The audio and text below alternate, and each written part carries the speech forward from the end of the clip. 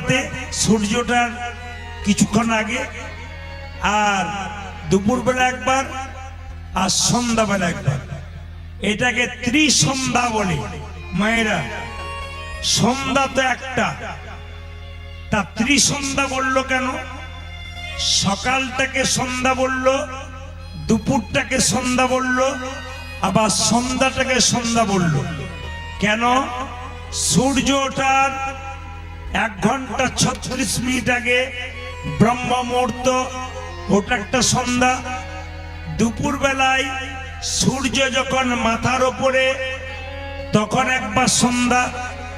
আর একবার সন্ধ্যাবেলায় যখন ভগবানের ভজন করবেন, ঠিক সূর্য ডুবে গেছে, সূর্য ডুবেছে, অন্ধকার নামছে, এর মাঝে যে সময়, এই সময় দীক্ষা মন্ত্র ভজন করা উচিত। তবে যারা কীর্তন শুনছেন তাদের কাছে নিবেদন রইল, কীর্তনের প্রকৃত ভক্ত যারা হয় তারা পাশে কথা গল্প করে এইদিকে তাকায় না। কেন? কানে শুনে নিয়ে চলে যাবে। একটু মন দিয়ে শুনবেন। যে আসনের ওপরে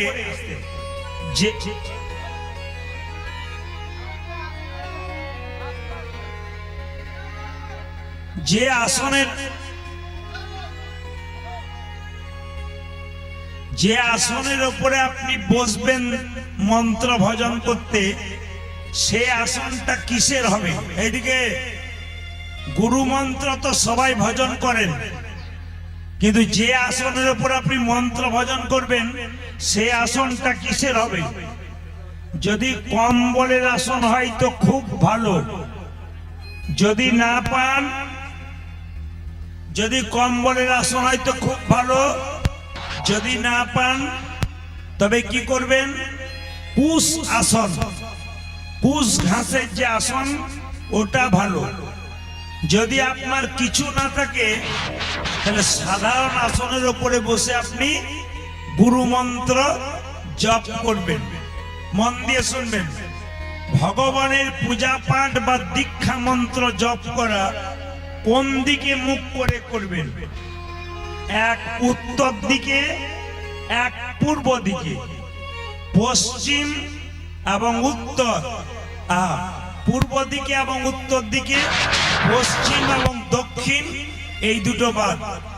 এগুলো আপনারা শুনে যান, আপনাদের জীবনে কাজে লেগে যাবে। যে আসনের উপরে বসে আপনি মন্ত্র ভজন করবেন, মন্ত্র ভজনের শেষে আসনটা যখন তুলতে যাবেন, একটু জল আসনের নিচে ছড়িয়ে দেবেন। তারপর সেই জলটা কি করবেন মা? একটু চোখে মুখে লাগিয়ে নেবেন। কেন বলুন তো? এতে লাভ কি হয়? আপনি যে গুরু মন্ত্র ভজন করলেন, এই যে একটা ফল পাবেন, এই ফলটা ইন্দ্রদেব চুরি করে নিয়ে চলে যেতে পারে। যাতে চুরি করতে না পারে, গোটা ফলটাই আপনি লাভ করতে পারেন। তাই জন্য যে আসনে বসে আপনি মন্ত্র জপ করবেন, সে আসনের নিচে মন্ত্র বলার পরে আপনি আসনটা ওঠানোর সময় একটু জল দিয়ে দেবেন, সাধারণ জল। আচ্ছা, দীক্ষা মানে কি? সবাই তো দীক্ষা নিয়েছেন। দীক্ষা মানে কি? দিয়ে খা। ভগবানকে দিয়ে যে খায় না, তার দীক্ষা নেওয়া সার্থক হয় না। তার মানে কি? স্নান করার পর প্রথমে ভগবানের চরণে তুলসী পত্র একটু বাতাসা দিলেন, তারপর আপনি সেবা করলেন, তবে দীক্ষা নেওয়া আপনার সার্থক হলো। আগে ভগবানকে দিয়ে খেতে হয়।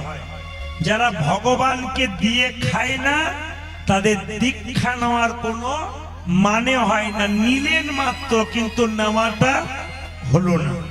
সবাইকে বলে রাখি, যতক্ষণ না এই যে আপনি দীক্ষা যতক্ষণ না নেবেন, মন্দিরে যাবার অধিকার আপনার নাই, ভগবানের পুজো করবার অধিকার নাই। কেন?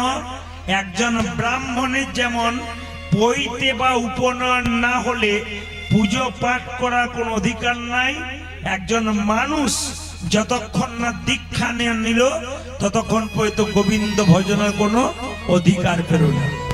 আপনি ভগবানকে স্নান করাতে পারবেন না, ভগবানের সেবা করতে পারবেন না যদি দীক্ষা না নিতে পারেন। এমন অনেকে বলে প্রসাদ ভোজি হয়ে যাব, রামায়ণ মহাভারত পাঠ করি, তা তো হবে না, আপনাকে আগে দীক্ষা নিতে হবে। মায়েরা, গুরু মানে কি? গু মানে অন্ধকার, লু মানে আলো। যিনি অন্ধকার থেকে আলোর মধ্যে নিয়ে যান তিনি হচ্ছেন গুরু। কলিযুগের ভগবান শ্রী চৈতন্য মহাপ্রভু তিনি এলেন কবে? দোল পূর্ণিমার দিন। এইদিকে মায়েরা, দোল পূর্ণিমার দিনে আপনাদের ঝাড়খণ্ড পবিত্র থাকে। এমন এমন জায়গায় আমরা কীর্তন করতে যাই, দোল পূর্ণিমার দিনেও মাছ মাংসের দোকানে ভিড় দেখলে মাথা খারাপ হয়ে যায়। আমরা বুঝতেই পারি না সেদিন মহাপ্রভু এসছে। যিশু খ্রিস্টের যেদিন জন্মদিন হয় সেদিন মায়েরা বাচ্চাদের কেক কেটে কেটে খাওয়ায়, আর বাচ্চাদেরকে আরো কানে ধরে ধরে বলে, শুনে নে আজকে যিশু খ্রিস্টের জন্মদিন। কিন্তু মহাপ্রভুর যেদিন জন্মদিন হলো সেদিন একবারও বাচ্চাদেরকে বলি না, ওরে আজকে দোল পূর্ণিমার দিন শুধু আবির খেলা নয়, রং খেলা নয়, আজকে স্বয়ং কলিযুগের ভগবান এসেছে। তাকাবেন মায়েরা, আমি সংক্ষেপে বলে দিয়ে যাই, এইদিকে আমি সংক্ষেপে বলে দিয়ে যাই, কথাগুলো আমাদের ইউটিউবের মাধ্যমে যাবে। এই কথাগুলো আপনারা ইউটিউবের মাধ্যমে ঝিকঝাক চ্যানেল সার্চ করবেন, প্রদীপ পাল ঝিকঝাক চ্যানেল, আপনারা পেয়ে যাবেন। ইনি যে বাবাজি এসছেন, ইনার বাড়িতে আমি গান করে এসেছি। অনেক ভালো মানুষ, ইনাদের পরিবার উলুধ্বনি দেন, নিতাই গৌর হরি।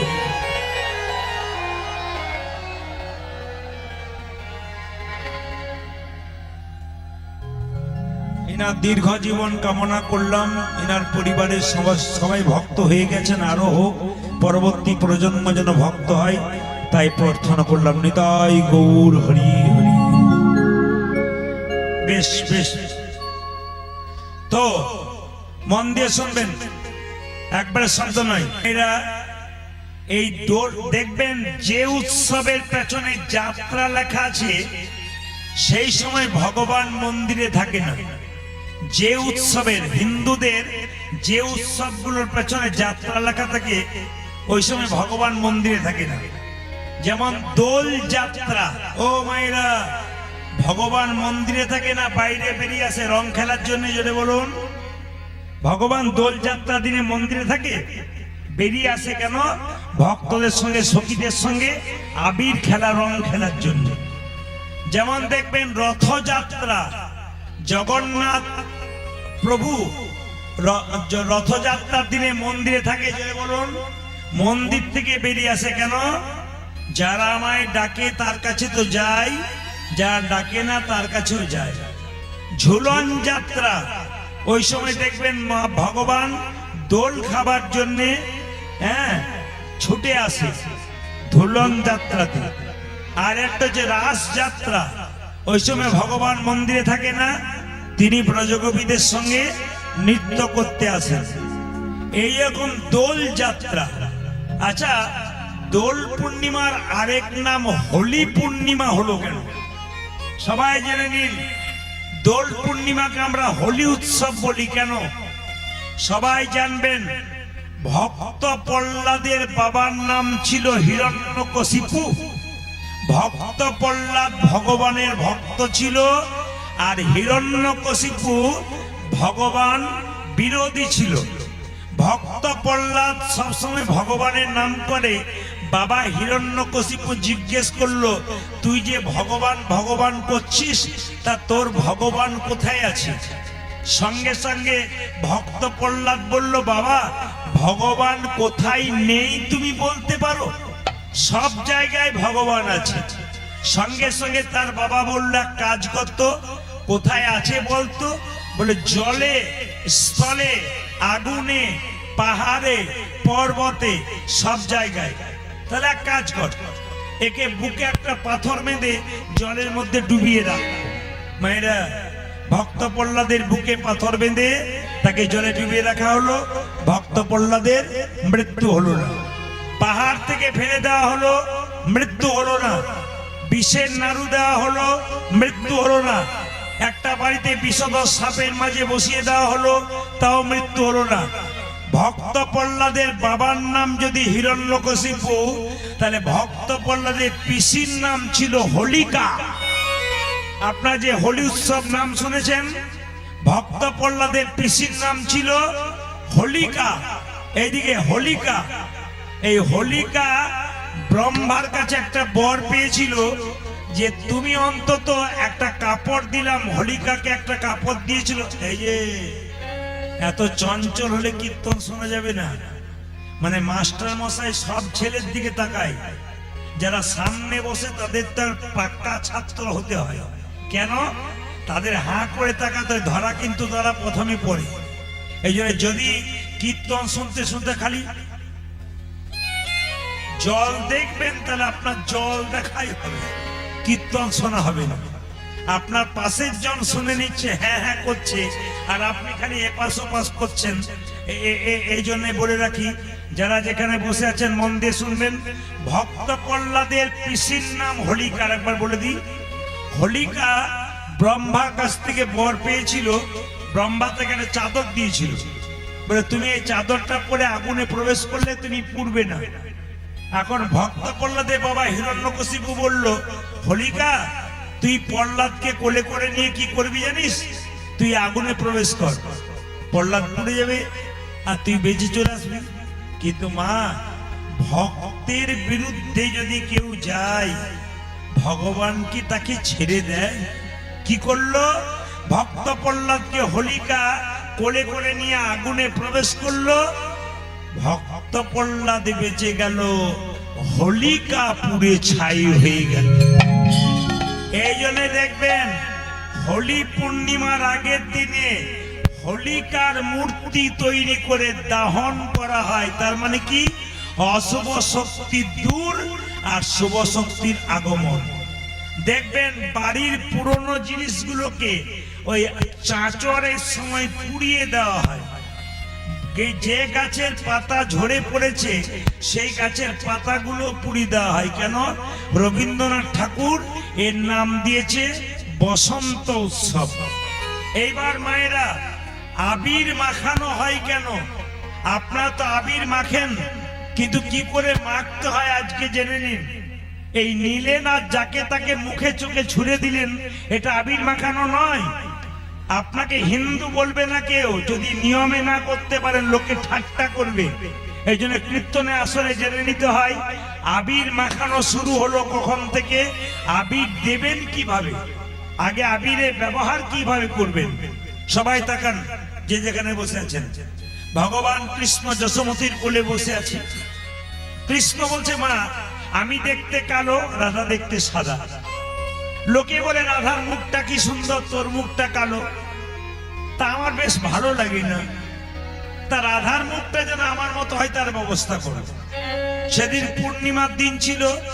যশোমতী বললে, এক কাজ কর, আবির নিয়ে গিয়ে রাধার মুখে মাখিয়ে দে। কৃষ্ণ মায়ের কোল থেকে গিয়ে রাধার মুখে আবিরটা মাখিয়ে দিল। রাধার মুখের রং কৃষ্ণের মুখের রং একরকম হয়ে গেল। তখন থেকে কিন্তু আবির খেলা শুরু হলো পূর্ণিমার দিনে। তাকাবেন যে যেখানে বসে আছেন। এখন কথা হচ্ছে, আপনি যে আবির মাখাবেন কাউকে কিভাবে নেবেন? মন্দিরে প্রথমে রাধা কৃষ্ণের চরণে আবির দেবেন। সেই আবির আপনি মাথায় নেবেন, আপনার বাড়ির ছেলে মেয়েদেরকে দেবেন। তোমার রাধা রানীর চরণের আবির যদি আপনি আপনার ছেলে মেয়েকে দিন, তবে ভবিষ্যতে আপনার ছেলে মেয়ের উপরে রাধা কৃষ্ণের কৃপা বর্ষণ হবে। এত সোজা নয়। আপনি আবিরটা নিয়ে গিয়ে আবার কি করবেন? সবাইকে দেবেন, কিন্তু চোখে মুখে ছোড়া নয়। আবির হচ্ছে গালে একটু লাগিয়ে দিলেন, মাথায় একটু দিলেন, ভদ্রভাবে আচরণ করতে হয়। আবির ছড়াছড়ি নয়, চোখে মুখে লাগিয়ে দিলেন, মারামারি হয়ে গেল, ঝগড়া হয়ে গেল, পাড়ায় পাড়ায় ঘরে ঘরে, এটা আবির মাখানো নয়। এই জন্য আবির হচ্ছে পবিত্র জিনিস। ভগবানের চরণে দিয়ে ভক্তি ভরে স্নান করে দেবেন। আপনি নিজে নেবেন, বাচ্চাদেরকে দেবেন, বাড়ির সবাইকে দেবেন। পারাত দেবেন, যাকে পাবেন তাকে দেবেন, লাভ হবে কিন্তু। তাই স্বয়ং মহাপ্রভু প্রত্যেকটা জীবের দ্বারে হরিনাম দিচ্ছেন, আর যাকে দেখছেন তাকে বলছে তোরা প্রেম নিবিয়াই, তোরা প্রেম নিবিয়া, তোরা প্রেম নিবিয়াই বদন ভরে বল রে হরি বল। তোরা প্রেম নিবিয়া, তোরা প্রেম নিবিয়া বদন ভরে ভরে রে হরি প্রেম নিবিয়াই বদন ভরে বল রে হরি বল। তোরা প্রেমিয়ায় বদন ভরে বলে হরি নাম। রাধা রানী কি জয় বলছেন না ভয় বলছেন বুঝতে পারছি না, জোরে হোক রাধা রানী কি। এত জোরে বলবেন যেন মাইথন ড্যাম পর্যন্ত যায়, জোরে বল রাধা রানী কি। আরো বাড়বে মনে হচ্ছে, জলের জন্য মেশতে গেছে একটু। রাধা রানী কি। যত জয় দেবেন তত গান বাড়বে, আর তত কিন্তু গান কমবে। রাধা রানী কি, শ্যাম সুন্দর কি, মদন মোহন কি। বেশ, আজকে আমি প্রমাণ নিয়ে যাব। জায়গাটার নাম বলে দিচ্ছি, ক্যামেরাতে উঠবে, আপনার সবাই তালি দেবেন, কারণ আমি জায়গাটার নাম ক্যামেরার মাধ্যমে বলছি, গোটা বিশ্বের মানুষ দেখবে। এই জায়গাটার নাম হচ্ছে ঝাড়খণ্ডের কালী পাহাড়। এখানে কীর্তন গানের আয়োজন হচ্ছে। এখানকার মায়েরা সবাই তালি দেবে, বাবারা সবাই মানে হরিধ্বনি দেবে। আপনারা সবাই দেখুন, ঝাড়খণ্ডের ভক্তগণ কি সুন্দর তালি দিচ্ছে। মহাপ্রভুর বাণী অনুযায়ী 10-5 সবে মিলে দাঁড়াইতে বসিয়া কীর্তন করহ সবে হাতে তালি দি। এটা আমার কথা নয়, আমার কথা নয়, মহাপ্রভুর কথা। কি বলছে? সিরিয়াল না দেখে, সিরিয়াল সন্ধ্যাবেলায় সিরিয়াল না দেখে এই সিরিয়ালের নাম লেখা। ওই সিরিয়ালের নাম লেখালে কি হবে? একটা ছেলে 3টে মেয়েকে বিয়ে করছে, আর 3টে মেয়ে আবার একটা ছেলেকে বিয়ে করছে। খালি ঝগড়া ঝঞ্ঝট মারামারি এগুলো আপনাদের মাথায় ঢুকছে। ওই সিরিয়ালে নাম লেখাচ্ছেন, সংসার ধ্বংস হচ্ছে। এই সিরিয়ালে নাম লেখালে সংসার ভাঙবে না, সংসার আবার গোটা হয়ে যাবে। তাই মহাপ্রভু বলেছেন ওইসব বাদ দিয়ে কি করো, 10-5 সবে মিলে দুয়ারে বসিয়া কীর্তন করো সবে হাতে তালি দিয়া। সবাই হাত তালি দিয়ে হাতগুলো ওঠান। এখন তালি দিয়ে দেবে না, ওঠান ওঠান, আমি গাইব তখন তালি দেবে। এই ক্যামেরাতে কিন্তু উঠছে, ক্যামেরা ওরা ঘোরাচ্ছে, আপনাদের হাতগুলো উঠছে, দেখুন দেখান। হরি হর ইয়ের নাম কৃষ্ণ কৃষ্ণ। যার হাত আছে তিনি তালি দেবেন, যার নাই তার দেবার দরকার নাই। কার কার আছে, কাকে কাকে ভগবান দিয়েছে তিনি তুলবেন, যাকে দেয়নি তার তোলা দরকার নাই। হাত তুলুন। হরি হর ইয়ের নাম কৃষ্ণ কৃষ্ণ।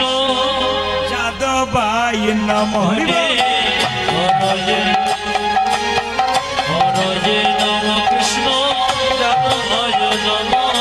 হরয়ে নাম কৃষ্ণ যাদবাই নাম হরি হরে নম কৃষ্ণ যাদবায় নম।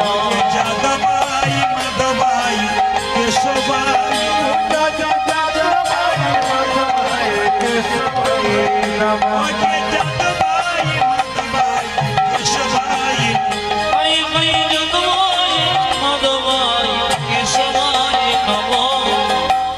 মায়েরা, কেউ যদি বাকি থাকেন হাততালি দিতে, তাই দেখবেন 2-4 দিন পরে ঝিকঝাক কীর্তন আপনারা করবেন, সার্চ করবেন, তখন দেখবেন আপনাদের হাততালিগুলো উঠছে। যদি কেউ না দিয়েছেন তো বলে, দিদি আমি দিই নাই গো, আমার ওঠে নাই। এটা যেন বলতে না হয়। আপনারা সবাই মিলে তালি দিন, যে তো আনন্দ দেখাতে পারবেন। দেখো এখানে তুই দিচ্ছিস, সেখানে ওগুলা কিন্তু তুলে দেবে, ওরা সবাই দেখতে পাবে। হাত তুলুন। হরি হর নাম কৃষ্ণ যাদব ভাই হরি হরে নম কৃষ্ণ যাদবায় নমঃ।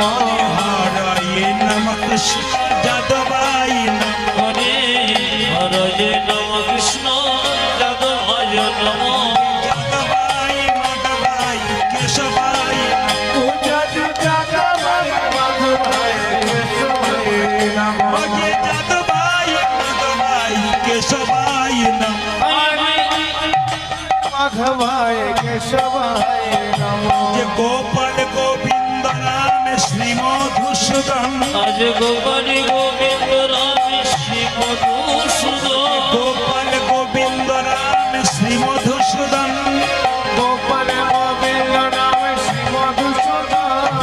গিরিধারী গোপীনাথ মদন মোহ। ও যাদব গিরিধারী গোপীনাথ মদন মোহ। ও যে গিরিধারী গোপীনাথ মদন মোহ। আজ গিরিধারী গোপীনাথ মদন মোহন। আমাদের আসরে এসে সবকিছু ভালো লাগলো, একটা জিনিস খারাপ লাগলো, বলবো না বাদ দিয়ে দেবো? বলবো না বাদ দিয়ে যাই? আমি যে না বলে যাব না আপনি কি করে জানেন? আমি তো বলবো বলে এসেছি, কারণ আমার তো চোখ দেখতে পাই। এই যে দেখেন আপনার এইদিকে দেখবেন, কিছু মনে করবেন না, চারিদিকে একবার ঘুরে তাকান। আমি যে কথাটা বলছি আপনাদের আসলে সব ভালো দেখলাম, কৃষ্ণ তালি দিচ্ছেন, দুই চারজনকে দেখলাম। হরি হর নম কৃষ্ণ যাদব ভাই নম, যাদব ভাই মাধব ভাই কেশব ভাই। পাশে পাশে দেখে নিন কটা আছে, দুই চারজন হাত নামিয়েছে, দুই চারজন ওখানে নামাই নাই, উড়িষ্যা থেকে এসছে, বাংলা বোঝে না বলে আর কি। মানে সুপারির মতো বাইরে না নামিয়ে দিয়েছি। চোখ আমার সব দিকে আছে। হাত তুলুন, হাত তুলুন, একসঙ্গে তুলুন, মহাপ্রভুকে দেখান। হরি হর নাম কৃষ্ণ যাদব ভাই নম। হরে হরে নম কৃষ্ণ যাদবায় নমঃ। হরি হর নাম কৃষ্ণ যাদব ভাই নম। হরি হরে নম কৃষ্ণ যাদবায়। টিভিতে দেখছেন কিনা জানি না, ভাইরাল হয়ে গেছে একটা ছোট্ট বাচ্চা ছেলে, তার নাম ভাগবত দাস। মাথায় আছে আপনাদের? এই দিয়ে তাকাবেন। হ্যাঁ, দেখছেন তো সবাই? ভাগবত দাসের বয়স হচ্ছে মাত্র 4 বছর বয়স। একটা ছোট্ট ভাইও আছে, কিন্তু বাবা কৃষ্ণ ভক্ত, মা কৃষ্ণ ভক্ত, সন্তানটা এই দিয়ে তাকাবেন। নেহা কক্কর বলে একজন আছেন, উনি বিরাট গায়িকা। ওনার কাছে যাওয়ার সঙ্গে সঙ্গে, গানের প্রোগ্রামে যাওয়ার সঙ্গে সঙ্গে বলেছিল, কি বলেছিল?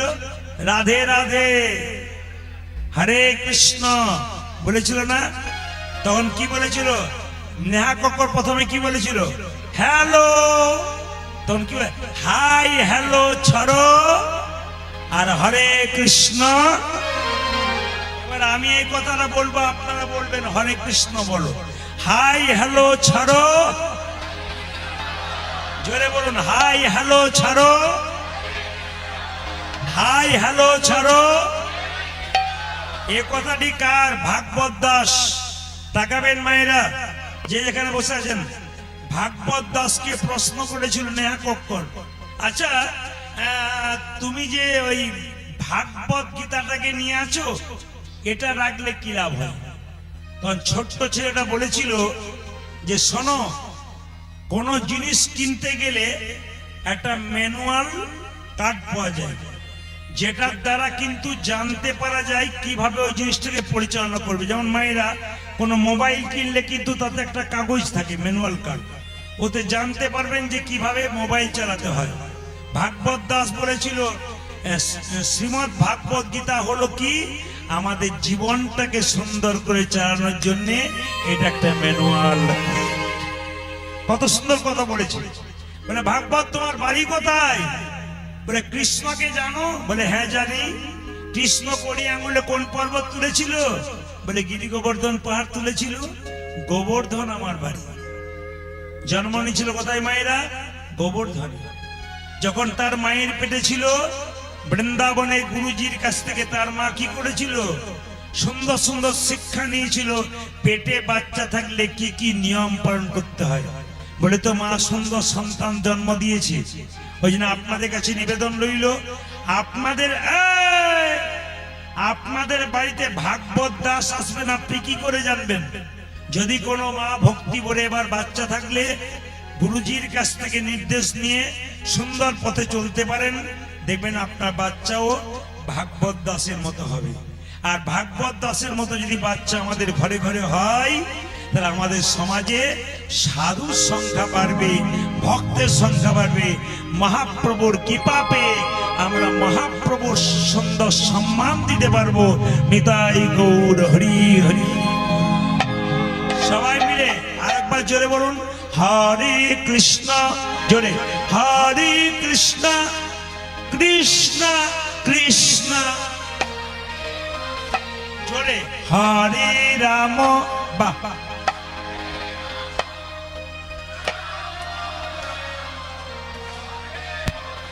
আরেকবার হরে কৃষ্ণ, হাতালি দিয়ে, হরে কৃষ্ণ বা কৃষ্ণ কৃষ্ণ, হরে রাম। জোরে বলে হরি। শেষবার হরে কৃষ্ণ, শেষবার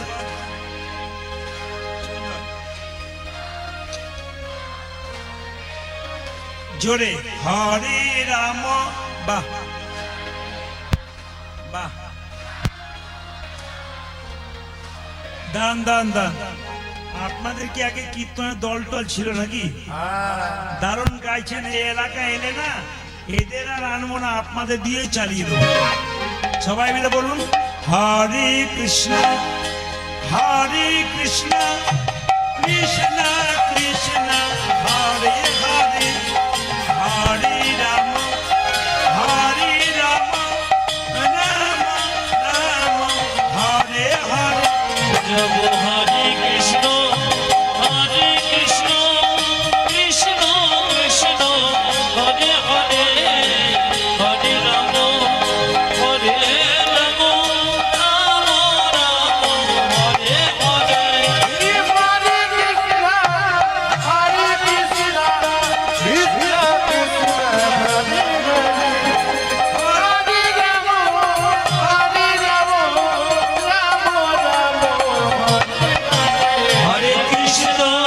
হরে কৃষ্ণ কৃষ্ণ কৃষ্ণ হরে হরে, হরে রাম তাই গৌর হরে।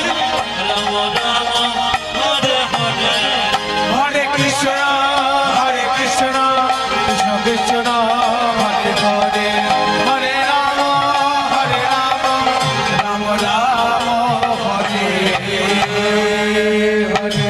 দিন পঞ্চাননে গাই গৌরাঙ্গ চরিতে, গৌরাঙ্গ চরিতে গৌরবের ভাব গোরার মনেতে পড়ি।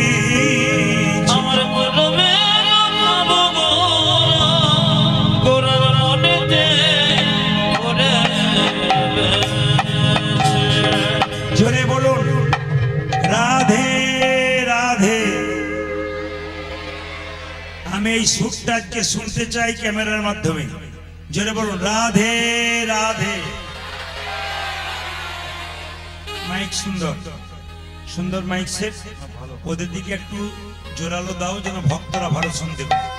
আমারটা ঠিক দিয়েছো, ওদের সাউন্ড একটু বাড়াও। বলো রাধে রাধে। সব দিকের বক্স গুলো একটু সাউন্ড বাড়াও। রাধে রাধে। একবার বলুন, রাধে রাধে। কাল থেকে একজন একজনকে দেখলে কি বলবেন? ভক্তকে দেখলে কি বলবেন? মন্দিরে যাবেন কি বলবেন? মন্দিরে যাবেন কি বলবেন? প্রসাদ পেতে যাবেন কি বলবেন? গান শুনতে আসবেন কি বলবেন? স্বামী স্ত্রীতে ঝগড়া হবে কি বলবেন? আমাকে একজন জিজ্ঞেস করলেন, দাদা আজকে কি পালা করবেন? আমি তাকে বললাম, পালা তো আমি জানি না। উনি বলেন, আপনি পালা জানেন না, তবে কি জানেন? বললাম কীর্তনের পালা হয় না, যে বোকা লোক সে জিজ্ঞেস করে কি পালা হয়। কীর্তনের বিষয় হয়, কীর্তনের লীলা হয়। পালা তো যাত্রার হয়, নাটকের হয়। আর পালা আমাদের জীবনে দুবার হয়, একটি আষাঢ় পালা আর একটি, জোরে বলুন, জোরে বলবেন ভেবে, একটি আষাঢ় পালা, একটি, হ্যাঁ। এবার একটু ঠান্ডা মাথায় উত্তর দিন তো, ঠান্ডা পড়েছে কি, যে যারা কীর্তন শুনতে এসছে তাদের কোন পালা শেষ হয়েছে, আষাঢ়টা না যাওয়ারটা, জোরে বলুন। অনেকে বলছে মোবাইল নাম্বারটা দেবেন, কাল বুঝে বলবো। এইদিকে এ তো সহজ কথা, আষাঢ়টা শেষ হয়েছে না যাওয়ারটা শেষ হয়েছে। একজন বলছে যাওয়ারটা শেষ হয়েছে। কোনটা শেষ হয়েছে? আষাঢ়টা। বাকি আছে কোনটা, জোরে বলুন। অনেকে ভয়ে বলছে না, যাবে না বলে আর কি। বলুন কোনটা বাকি আছে, একসঙ্গে শুনতে চাই, কোনটা বাকি আছে? এতই যদি বুঝছেন যাওয়ারটা বাকি আছে, তো সাদা চুলে গোদরেজ মাখছেন কেন? দেখবেন আমরা কত বোকা, মৃতদেহ দরজা দিয়ে নিয়ে যায়। বলো হরি হরি বল।